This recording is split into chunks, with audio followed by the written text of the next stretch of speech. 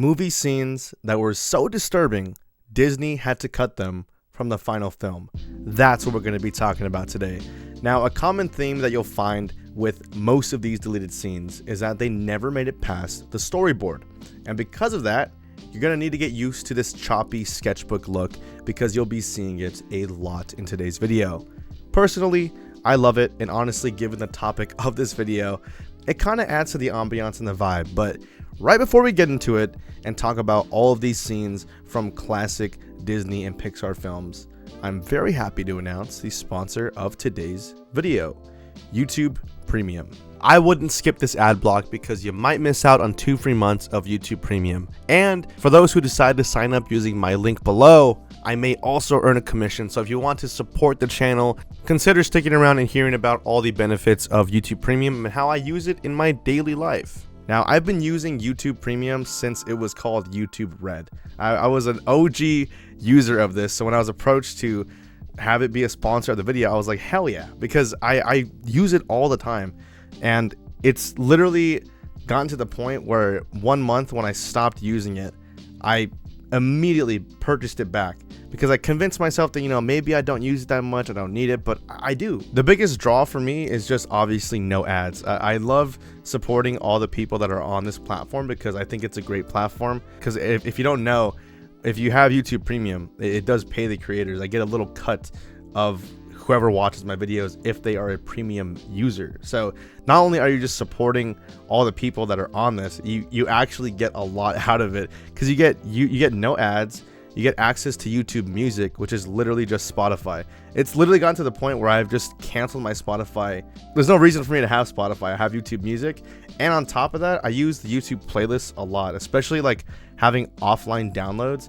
I often find myself just booting up YouTube specifically just so I can listen to my music on the road, because I have like weird obscure songs that I listen to that I enjoy on a daily basis that are only listenable from the app. I can't listen to them on Spotify or even YouTube Music. Like, I need ad-free YouTube so that I can listen to it seamlessly with my playlists. So if you really want to get it, please check it out below. I really urge you to, because it helps with the channel, and it's a great app. 2 free months. I mean, who's gonna pass up on that? But without further ado, let's get into today's topic: the disturbing Disney movie scenes. Now, I've tried ordering these from least disturbing to most disturbing. I also tried to find some level of obscurity because personally, I hadn't heard of most of these until I researched this video. So I'm actually really excited to see if anyone knows about these, because I didn't know about any of these until I went and started researching for this. So whatever, it's time to talk about movie scenes that were so disturbing that Disney deleted them before they made the final film.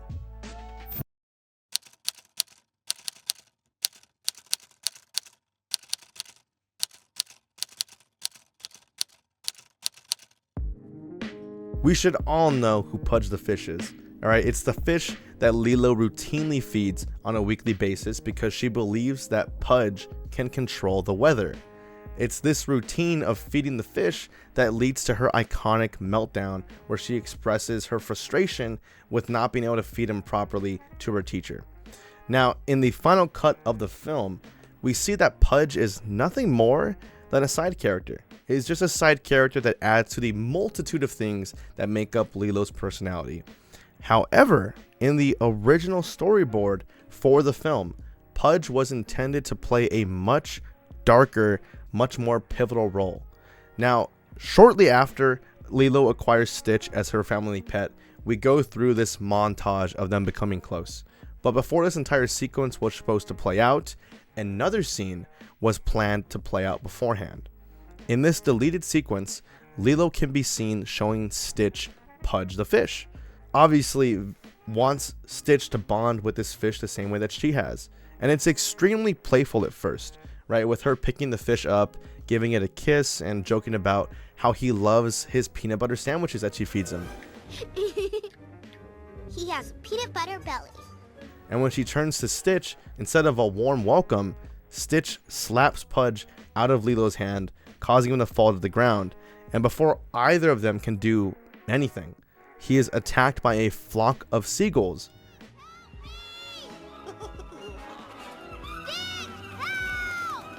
literally just laughing at what's going on. And this leads to Pudge the Fish dying right in front of Lilo and Stitch. She obviously gets angry and takes out her frustration on Stitch, yelling at him and saying, "You don't let your family die, like how could you do this?" What's wrong with you? Pudge was part of our family. You don't let your family die. You don't ever. And then she leaves Stitch to go bury Pudge next to her two parents who are also dead. Stitch then walks over and realizes what exactly he's done. He's disappointed and put his owner through this pain, this horrible incident. And afterwards, he just disappears to go cry alone until Lilo finds him and comforts him over the situation. Now, personally, I really like this scene. I really do. I really wish they would have included it, not because of the morbidness of what happens, because a fish gets killed by a flock of seagulls, like whoop-de-doo. I'm more talking about like how I see what they're going for, or what they were going for. And it's something that I feel like is missing from the film, which is a good reason, right? A good enough reason for Stitch to change his ways. Because we see at the beginning of Lilo and Stitch that he's just this chaotic monster with no morals, always breaking everything in front of him and being this just literally ball of chaos that breaks everything in sight. And throughout the film, he slowly becomes a lovable part of Lilo's family. And I think that this scene would have served as a great way to introduce that breaking point. This breaking point from a havoc-wreaking monster to compassionate friend. Obviously, Disney didn't think this. Disney did not even include this in the final film, which is just an unfortunate decision on their part, as I really do think it greatly adds to the character and everything that he embodies. We literally see him laughing in this scene at what happened, only to have this big change of heart when he sees the hurt and pain that Lilo is having in this moment. And this is something that I feel like does not happen in the film. There is no huge dramatic climactic moment. Even after Stitch ruins like the big luau, there's no like huge reconciliation scene. He just starts kind of bonding with Lilo slowly. I feel like this would have been such a good include for the film. It would have done a lot for the film, in my opinion. Now, this isn't to say that Disney only takes out good scenes. All right, before we move on, I feel like I have to mention another scene that they took out because of 9/11. This was a scene that I failed to mention in my banned animations iceberg, but shortly after 9/11 happened, a ton of films and TV shows removed or went back and changed up scenes that could be creatively misconstrued into looking like a representation of the attack on the Twin Towers. And towards the end of Lilo and Stitch, there is an exact scene like that. They entirely redid the chase scene between Stitch and Gantu. They went as far as changing the airplane that Jumba is piloting into an alien spacecraft. Also gutting this other part where he expertly maneuvers the plane in between these buildings. And this is just an example of what I think is a good decision. Like, I think given the time the film came out, it makes sense to want to take this sequence out. But, let me know your thoughts below, because I don't know. I feel like the untimely death of Pudge the Fish, as it's named on YouTube, was a good scene. It would have been a good scene to include that would have only added to the impact of the theme that Lilo and Stitch goes for.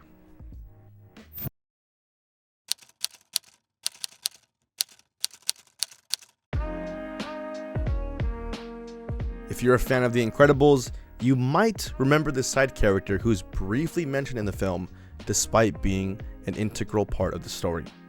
When Helen, aka Elastigirl, needs a plane to fly over to where Mr. Incredible is, she calls in one of her longtime friends, a man named Snug.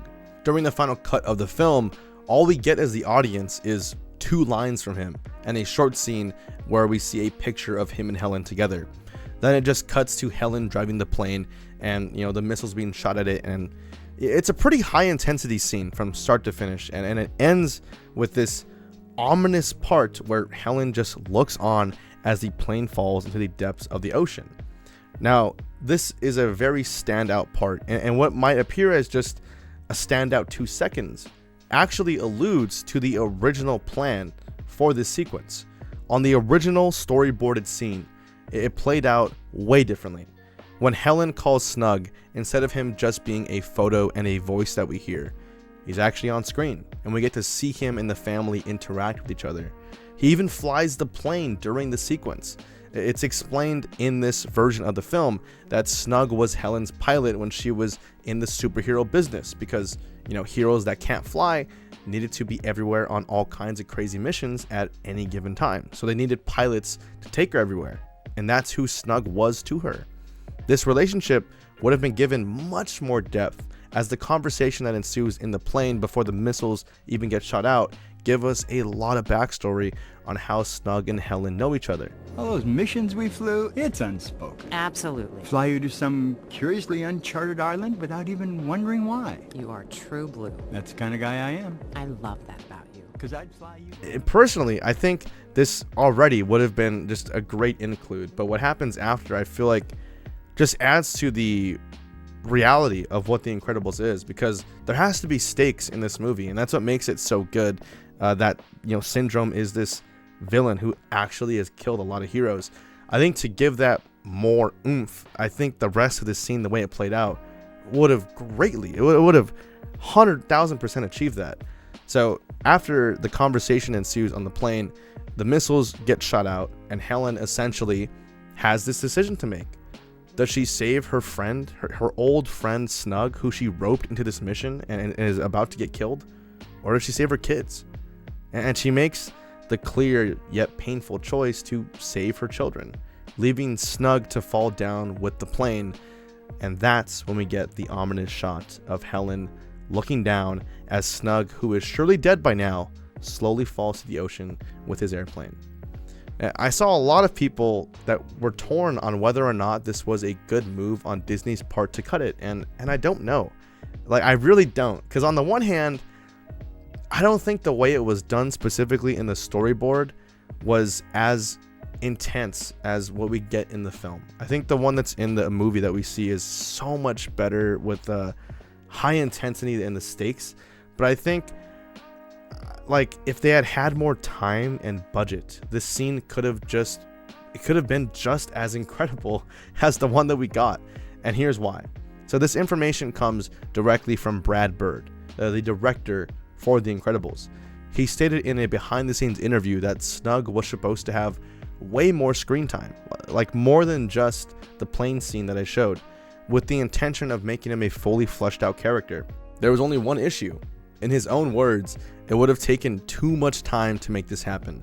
He wanted the audience to get attached to Snug, because in any film or consumable media, if you introduce a character to us and the audience isn't given enough time to emotionally connect with them, we're not going to care, right? We're not going to really care if they die or not. So if they were to include this scene and have it executed the way that they wanted, it would have required a lot more animation time to properly do it justice. And based on Brad Bird's explanation, I can only assume it just wasn't in the budget to make it happen. But I'm curious to see what others think about this. I feel like this, if done right, could have added a whole other layer to an already amazing movie. But what do I know? I just make YouTube videos.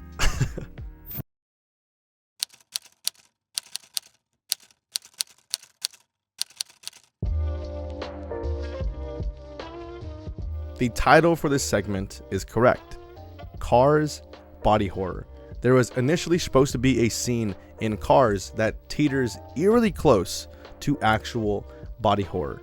So for those unaware, body horror is any type of media or story where the horror element is entirely derived from the transformation, or most of the time just pure mutation and distortion of the human body.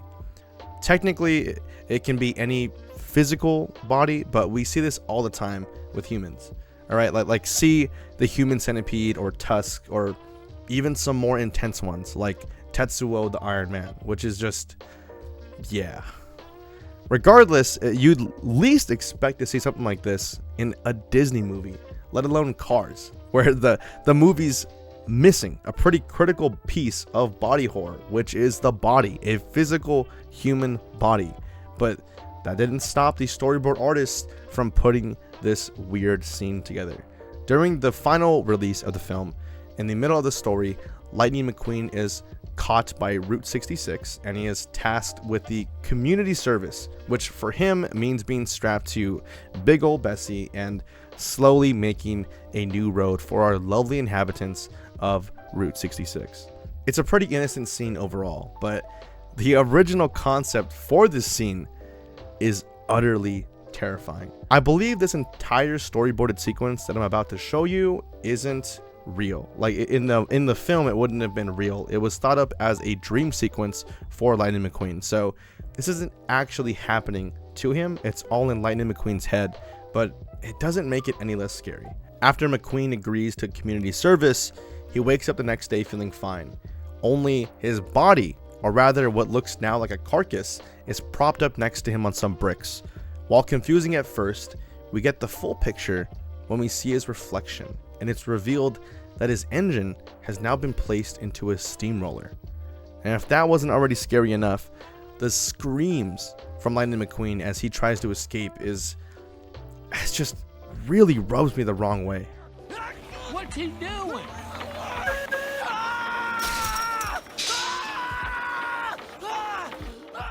I think he's trying to escape. It reminds me of when you're trying to run away in a dream, but you feel like you're moving through water. Like you're terrified and you just can't seem to get away.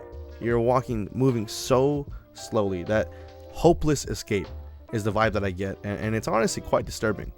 To make matters worse, as he begins escaping, Doc turns on the steamroller, and from the sound that he makes, he begins experiencing what it's like to be a steamroller.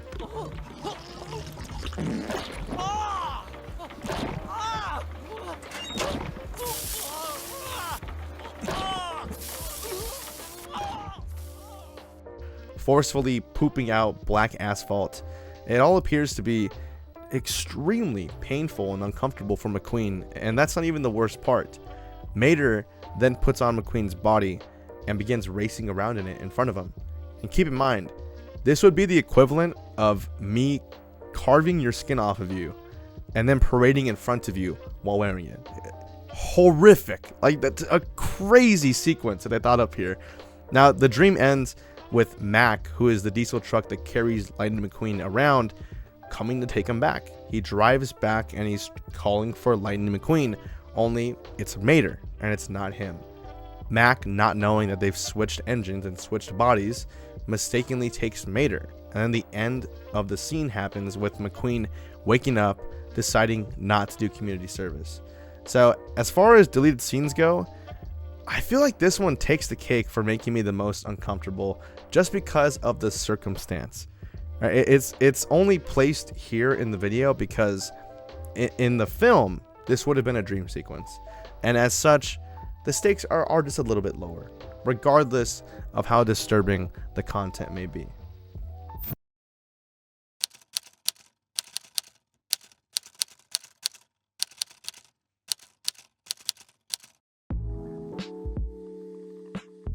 I want to start off by saying I fucking love WALL-E. All right, it's a great film. I feel like it showcases a possible dystopian future for humanity should we keep ruining the planet. The scene in question directly ties into this point, which is when the captain figures out why the Axiom spacecraft that they're all living on has been put on autopilot for so long. In the final release of the movie, we get this slightly off-putting video of the president explaining that living on Earth just isn't sustainable. So he tells the ship's main control system to remain on autopilot because this will guarantee humanity's survival. The scene then ends with the president putting on a gas mask, exclaiming, "Let's get the hell out of here," clearly showing that the world is in worse turmoil than initially thought. And it does a pretty good job of showing just how bad things were on Earth, and also showcasing humanity's attitude towards it, or I guess, big company's attitude towards it, which is this nonchalant hush-hush attitude that the president gives off. While the film's version does what it needs to do, the original storyboard version, it would have definitely been included in that echelon of things that disturbed all of us as a kid. Like that one Mr. Media episode or online videos we found like Die Fantasy. I say this because of how the storyboard version handled the delivery of the stakes in hand. So originally, the ship's autopilot, the thing that we see that's like a big steering wheel, it wasn't originally supposed to be a steering wheel. It was going to be this mobile robot version that we see in the storyboard. Obviously, we know that was changed in the final cut, but in the storyboard version, he makes his way to the control panel room with the shoe plant, and it takes a look at all the recordings that were transmitted to the Axiom since it was first launched.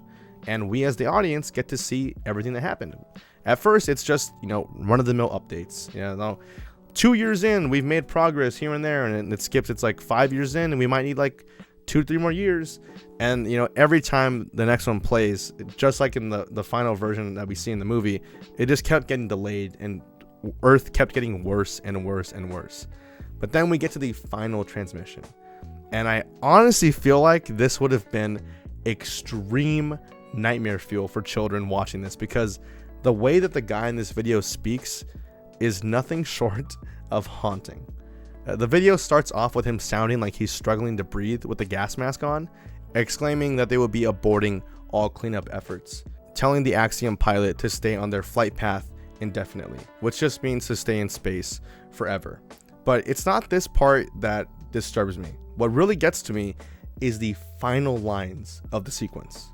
I don't think that me explaining it does it justice, so I'd rather just play out the last few parts of the sequence so you can get a feel for the vibe of this deleted scene.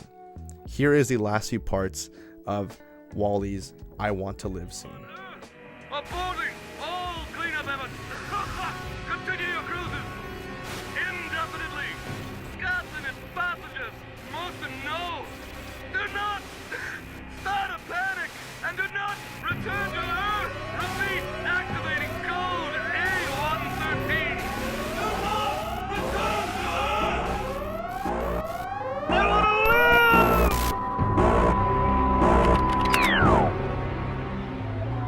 Utterly chilling. And I think it's pretty obvious why Disney chose to delete this. The biggest reason is this scene is most likely just too dark for children, but the other reason is it kind of goes against the point of the film. And this thought did not come to me originally. It actually came from a comment on the YouTube video that archived it. Micah Bush 5397 expressed that this version of the scene makes it sound like saving Earth was hopeless, and that by and large, the company responsible for the cleanup pretty much did everything they could, when in reality, the point of the film is to expose B&L. It's to expose them as the profit-driven enterprise that they really are. And if they couldn't make a profit from saving the Earth, then why bother? And the final version that we see in WALL-E effortlessly nails this vibe. And that's probably why it made the final cut of the movie. But I really like this sequence. I've seen it like multiple times. Out of all the things that I've watched in this video, I've watched this WALL-E scene so many times just because the way the guy says at the end, I want to live, it's so good. I don't know, something about the voice acting and the way that it comes out on screen. I feel like it would have been a good scene to have, just as a little bit of a scare. But yeah, that will bring us to the end of today's video. If you guys have any Disney movie scenes that were cut for similar reasons, let me know. I always read the comments, and I would love to know any other ones that people want me to talk about, because this was a lot of fun researching this, right? I love it. Gave me an excuse to relive and rewatch a lot of my favorite Disney movies. So I would love more reasons to go back and watch these. So just let me know down below if you have any that you want me to talk about in future videos. I can make a part 2 to this if there's enough support. And it was fun. Without further ado, let's get to the patron shout out. The real people who made this video possible. Just thank you guys. I say it in every video, but it is crazy to me that people are still supporting me on Patreon. I feel like I'm just a dude making videos in his room, and I don't know, it's cool. I am like, so you can see on my smile, dude, I'm like just cheesing. Life is, it's going pretty well right now, and it's because of you guys and all the loyal viewers and everything. So yeah, I don't really have a lot to say right now. Just YouTube's been going great. I'm excited that I'm finally back and like uploading a lot. And yeah. Now, with all that said, I will see you all in the next video. Thanks for watching.